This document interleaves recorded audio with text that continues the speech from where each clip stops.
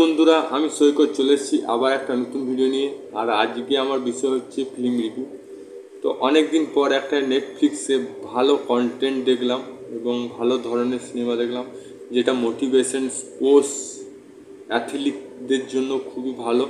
তো আমি অনেক দিন পর একটা স্পোর্টস রিলেটেড হিন্দি ফিল্ম দেখলাম, যেটা আজকালকার যুব সমাজ এবং বৃদ্ধ সমাজকেও অনুপ্রাণিত করবে, মোটিভেট করবে। তো গল্পটা কি, কেমন হয়েছে, প্লাস পয়েন্ট কি, মাইনাস পয়েন্ট কি, সবই আলোচনা করব। তো কথা না বাড়িয়ে স্টার্ট।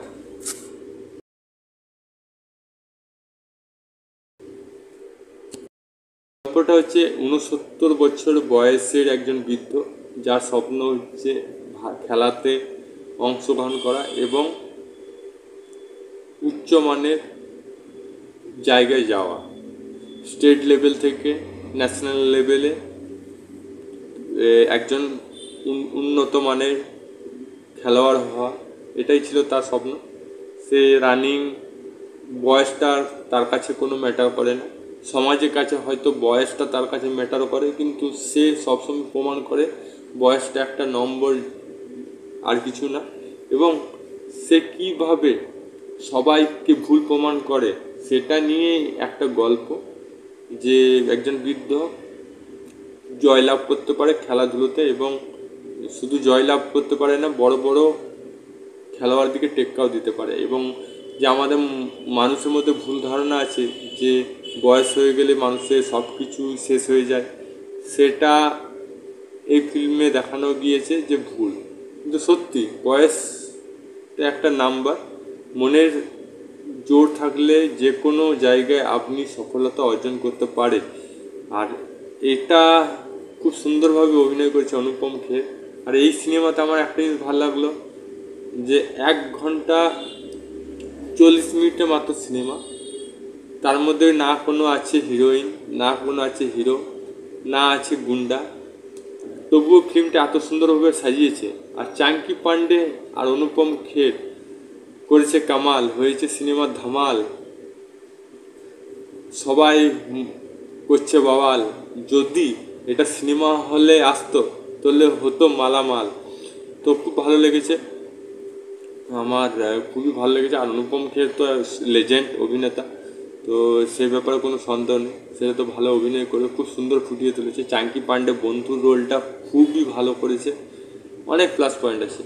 সাংবাদিকের রোলটা তো আমার সবচেয়ে ভালো লেগেছে, ওইটার জন্য মানুষের আরও ইন্টারেস্ট লেগেছে, কারণ কমেডিয়ানটাকে আমি দেখেছিলাম ভাবিজি ঘর পে হে বলে একটা ধারাবাহিক হয়, এখনও পর্যন্ত হয় এন টিভিতে, সেখানে আই লাইক ইট বলে একজন কমেডিয়ান করতো, অভিনয় করতো, সে সাংবাদিকের রোলটা করছে, আমার খুব ইন্টারেস্টিং লেগেছে।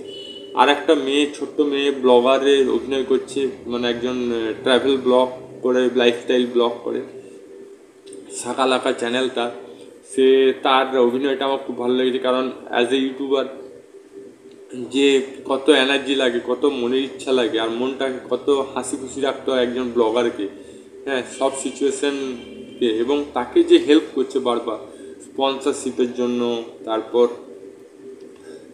তাকে খেলাতে সাহায্য করার জন্য। আর সবচেয়ে ভালো যে সিনটা আমার লেগেছে, যে একটা বাচ্চাকে চকলেট খেতে বারণ করছে তার বাবা খেলার জন্য, তার ফিটনেস খারাপ হয়ে যাবে, এবং তাকে হসপিটালের ডোর বন্ধ করে লুকিয়ে লুকিয়ে চকলেট খাওয়াচ্ছে অনুপম খের একটা বাচ্চা ছেলেকে। ওই সিনটা, তারপর তাদের মধ্যে যে বন্ধুত্ব হয়ে যায়, যে বলে না বন্ধুত্বের বয়স হয়, বন্ধুত্ব কোনো বয়স নেই, সেটাও এখানে একটা প্লাস পয়েন্ট দেখিয়েছে। অনেক প্লাস পয়েন্ট আছে।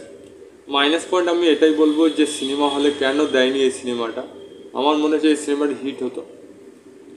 আর দ্বিতীয় আমার মাইনাস পয়েন্ট এটা লেগেছে, সিনেমাটা আর একটু বড় করলে ভালো ছিল, ওই 1 ঘন্টা 40 মিনিটে মন ভরলো না। আপনাদের মতামত কি কমেন্ট বক্সে লিখে জানান। যদি ভিডিওটা ভালো লাগে তো লাইক করুন, আর চ্যানেল নতুন থাকলে সাবস্ক্রাইব বাটনে প্রেস করুন।